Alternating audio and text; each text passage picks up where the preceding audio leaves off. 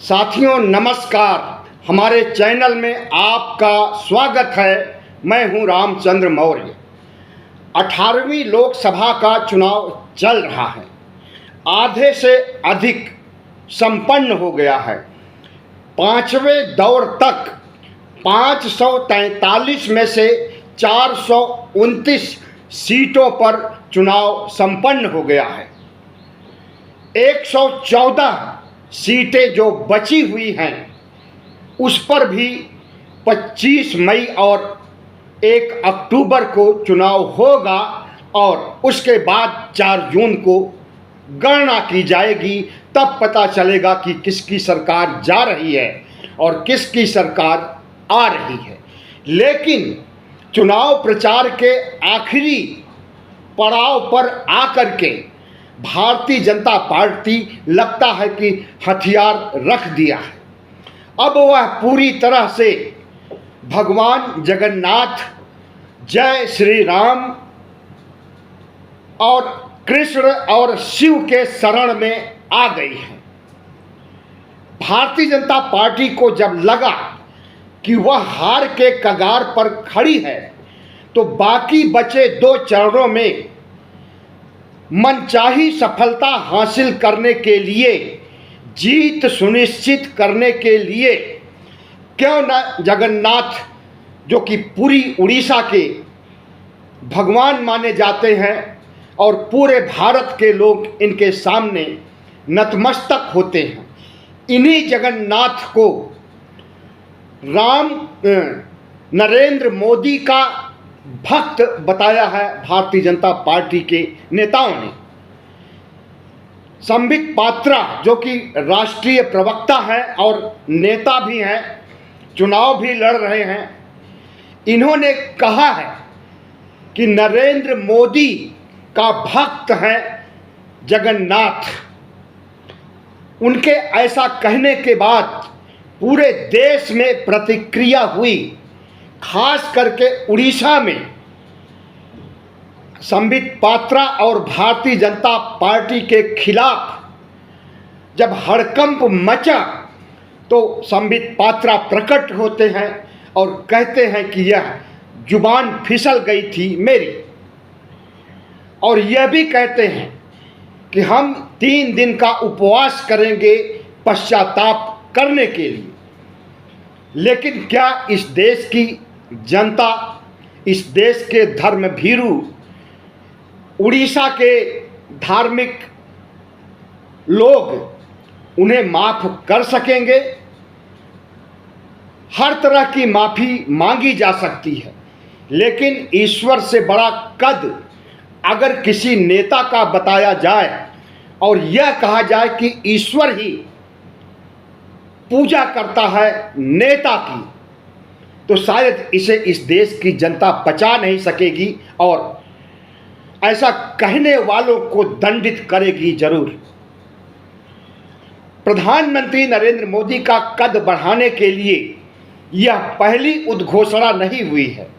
याद कीजिए 22 जनवरी को जब प्राण प्रतिष्ठा का कार्यक्रम किया गया था, उसके पहले भारतीय जनता पार्टी के ट्विटर हैंडल से एक फोटो डाली गई थी ट्विटर हैंडल में, और उसमें रामलला की उंगली पकड़ करके नरेंद्र मोदी मंदिर की ओर जा रहे हैं, और यह फोटो इतना वायरल हुआ था कि शायद कोई ही देशवासी हो जिसे न देखा हो। भारतीय जनता पार्टी के नेता नरेंद्र मोदी का कद बढ़ा रहे हैं और ईश्वर तक का कद घटा रहे हैं। अगर कहा जाए तो इसमें कोई अतिशयोक्ति नहीं होगी। और ऐसा कद क्यों बढ़ाया जा रहा है?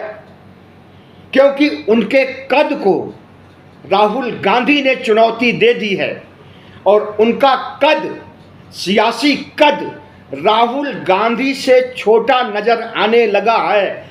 5 चरणों के चुनाव के बाद, 5 चरणों के चुनाव में जब इंडिया गठबंधन और कांग्रेस की जीत स्पष्ट रूप से दिखाई देने लगी है, तब भारतीय जनता पार्टी को लगा कि क्यों न राहुल गांधी से बहुत ज़्यादा, यहाँ तक कि ईश्वर श्री राम से भी ज़्यादा, भगवान जगन्नाथपुरी के भगवान जगन्नाथ से भी ज़्यादा बड़ा कद नरेंद्र मोदी का क्यों न दिखा दिया जाए। इसी क्रम में ट्विटर हैंडल पर फोटो डाली गई रामलला और मोदी की उंगली पकड़े हुए, और इसी क्रम में संबित पात्रा ने नरेंद्र मोदी का भक्त ही बता दिया जगन्नाथ को। सवाल उठता है कि संविधान चुनाव में धर्म के प्रचार के लिए इजाजत नहीं देता है, धार्मिक ध्रुवीकरण की इजाजत नहीं देता है।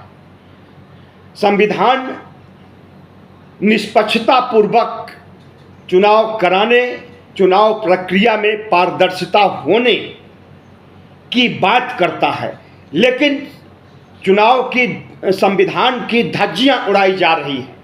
चुनाव आयोग खुद ऐसे ऐसे कारनामे कर रहा है जिससे कि उसकी साख गिर गई है।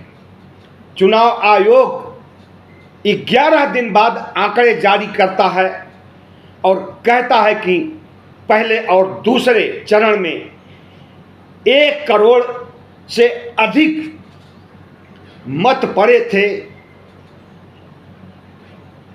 5 बजे 6 बजे के बाद। ऐसे में उसकी विश्वसनीयता भी सवालों के घेरे में आ गई है और यह मामला सुप्रीम कोर्ट तक पहुंच चुका है कि कैसे रातों रात 1 करोड़ से अधिक वोट की बात चुनाव आयोग ने की है, और क्या यह फर्जी वोट है, क्या इस फर्जी वोट का इस्तेमाल भारतीय जनता पार्टी को जिताने के लिए किया जा रहा है। जाहिर है कि छल बल साम दाम दंड भेद हर तरह से नरेंद्र मोदी जीतना चाहते हैं, इसलिए चुनाव आयोग को मजबूर किए हैं कि फर्जी मतदान दिखा करके ईवीएम में सेटिंग करके वोट बढ़ाइए। और जब मामला सुप्रीम कोर्ट में गया है और सुप्रीम कोर्ट ने 24 मई को निर्धारित कर दिया है सुनवाई के लिए, तो भारतीय जनता पार्टी में खलबली मची है। कहीं ऐसा न हो कि पहले दूसरे चरण के चुनाव को ही रद्द कर दिया जाए जिसमें धांधली की गई है। और दूसरी तरफ भारतीय जनता पार्टी के नेता संविधान की धज्जियां उड़ाते हुए जिस तरह से धर्म का इस्तेमाल चुनाव के दौरान कर रहे हैं उसे आप अच्छी तरह से देख रहे हैं। आज से नहीं, 22 जनवरी 2024 एक धार्मिक अनुष्ठान प्राण प्रतिष्ठा और मंदिर उद्घाटन, जो कि धार्मिक अनुष्ठान है और शायद सबसे बड़ा धार्मिक अनुष्ठान है हिंदू धर्म का, इस धार्मिक अनुष्ठान को चुनाव जीतने के लिए सियासी इवेंट बना दिया जाता है। पूरा देश ही नहीं बल्कि दुनिया देखती है कि किस तरह से नरेंद्र मोदी राम मंदिर में प्रकट होते हैं आरएसएस प्रमुख मोहन भागवत के साथ, उत्तर प्रदेश के मुख्यमंत्री योगी आदित्यनाथ के साथ, और प्राण प्रतिष्ठा करते हैं, मंदिर का उद्घाटन करते हैं, जिससे कि पूरा साधु समाज, यहाँ तक कि शंकराचार्य, सनातनी हिंदू, हर कोई नाराज हो जाता है। क्योंकि जो भी किया नरेंद्र मोदी ने चुनाव हासिल करने के लिए, चुनाव में जीत हासिल करने के लिए धर्म का इस्तेमाल जिस ढंग से किया, इससे कोई भी खुश नहीं नजर आया। और यही वजह है कि आज जब चुनाव संपन्न हो रहे हैं तो राम मंदिर का मुद्दा कारगर साबित नहीं हो रहा है। कोने में खिसका दिया गया है राम मंदिर का मुद्दा, या यूं कहें कि हवा हवाई हो गया है राम मुद्दा। नरेंद्र मोदी का कद बढ़ाने के लिए यह कोई पहली बार जगन्नाथपुरी कि जगन्नाथ से बड़ा कद दिखाने की कोशिश नहीं हुई। मैंने बताया कि रामलला की उंगली पकड़ करके मंदिर की ओर जाते हुए नरेंद्र मोदी क्या साबित करना चाहते हैं? यही साबित करना चाहते हैं कि वो भगवान से भी बड़े हो गए हैं, राम से भी बड़े हो गए हैं, जगन्नाथ से भी बड़े हो गए हैं। इतना ही नहीं, जिस समय प्राण प्रतिष्ठा का कार्यक्रम चल रहा था, तैयारियां चल रही थी, उस समय मंदिर ट्रस्ट के प्रमुख चंपत राय ने नरेंद्र मोदी को विष्णु का 11वां अवतार घोषित कर दिया था और भारतीय जनता पार्टी के तमाम नेता इसका समर्थन करते हुए नजर आए। जिस समय नरेंद्र मोदी उद्घाटन कार्य कर रहे थे, प्राण प्रतिष्ठा का कार्यक्रम कर रहे थे, उस समय बाहर जो होर्डिंग लगी हुई थी उसमें भी राम से बहुत बड़ा कद दिखाया गया था नरेंद्र मोदी का, जिसे पूरी दुनिया ने देखा। चंपत राय ने विष्णु का अवतार कहा। कंगना रनावत जो कि हीरोइन है, अभिनेत्री हैं, उन्हें चुनाव लड़ाया जा रहा है मंडी से। उनका कहना है कि 2014 के बाद आज़ादी मिली है और उस आज़ादी को दिलाने का काम नरेंद्र मोदी ने किया है। यहाँ तक उसने भी कहा है कि श्री राम का अंश है नरेंद्र मोदी में। श्री राम के अंदर, भगवान के अंदर जो आत्मा बसती है, वही आत्मा नरेंद्र मोदी के अंदर बसती है। इसी तरह से साक्षी महाराज ने कहा कि भगवान राम ही मोदी है और मोदी ही राम है। इतना ही नहीं, बल्कि उत्तराखंड के पूर्व मुख्यमंत्री तीरथ सिंह रावत ने कहा कि भगवान राम से बड़ा कद नरेंद्र मोदी का है और भगवान राम ही है मोदी। इस तरह से गिरिराज किशोर ने भी कहा कि विष्णु के अवतार वाकई नरेंद्र मोदी हैं और उन्हें कोई हरा नहीं सकता है। एक लंबी फेहरिस्त हो गई है भारतीय जनता पार्टी के नेताओं की, जो कि नरेंद्र मोदी को विष्णु से बड़ा कद नरेंद्र मोदी का मानते हैं। और जब संबित पात्रा जगन्नाथ को नरेंद्र मोदी का भक्त बताते हैं, तब लगता है कि हद पार कर दिया इन्होंने।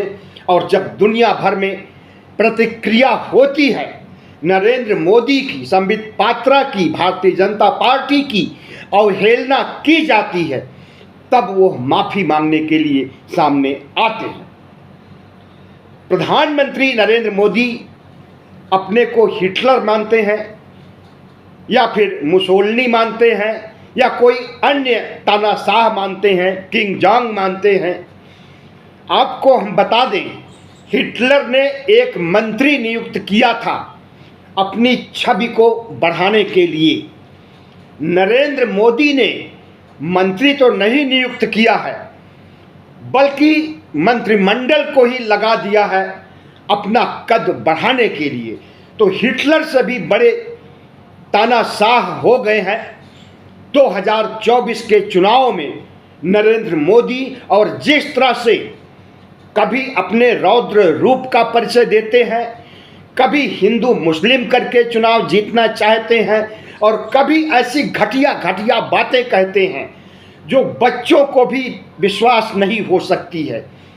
अगर नरेंद्र मोदी कहते हैं कि मंगलसूत्र हिंदू महिलाओं का बेच करके मुस्लिम महिलाओं को दे दिया जाएगा, मंगलसूत्र उतार करके मुस्लिम महिलाओं में बांट दिया जाएगा, हिंदुओं की भैंस खोल करके मुसलमानों में बांट दी जाएगी, और इस देश में अगर कांग्रेस सरकार आएगी तो शरिया कानून लागू हो जाएगा, देश इस्लामिक हो जाएगा।